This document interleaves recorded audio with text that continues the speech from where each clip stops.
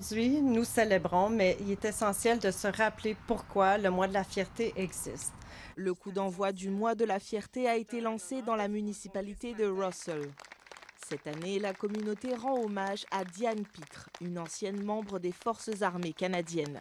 En 1980, elle a été radiée de l'armée, accusée de représenter une menace pour son pays en raison de sa sexualité. Il disait que je pourrais être ennemie à mon pays.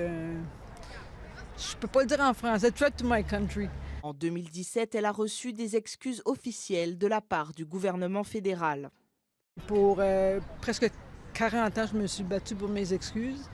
Puis c'est venu de M. Justin Trudeau. We have established Le prix Denise Latulipe, qui lui est décerné, a été créé l'année dernière en l'honneur de la fondatrice de PFLAG Canada dans la ville de Cornwall. Elle s'est éteinte en juillet dernier. Son souvenir reste vivant par l'intermédiaire de ce prix. On est tellement reconnaissant du fait que sa mémoire va rester avec nous pour toujours, avec l'honneur de ce prix.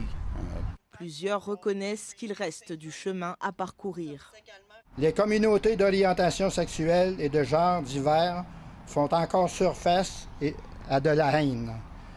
The recognition of Pride Month with the raising of the Pride flag is an important aspect for us, and we share that very publicly.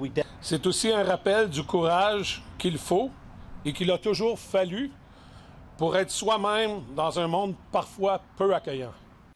Une fois l'arc-en-ciel hissé aux côtés des autres drapeaux, les participants ont pu échanger entre eux dans une ambiance musicale. Et pour l'avenir, la militante des droits LGBTQ+, se veut optimiste, mais appelle à la vigilance. Avec M. Trump qui impose des règlements contre les homosexuels dans leurs forces armées. Puis il faut faire attention ici, parce que si ça se fait dans un pays, ça peut se faire dans un autre pays. Il faut être vigilant. Plusieurs événements se dérouleront dans la municipalité tout au long du mois de juin. Ici Camille Cussé, Radio-Canada, Ottawa.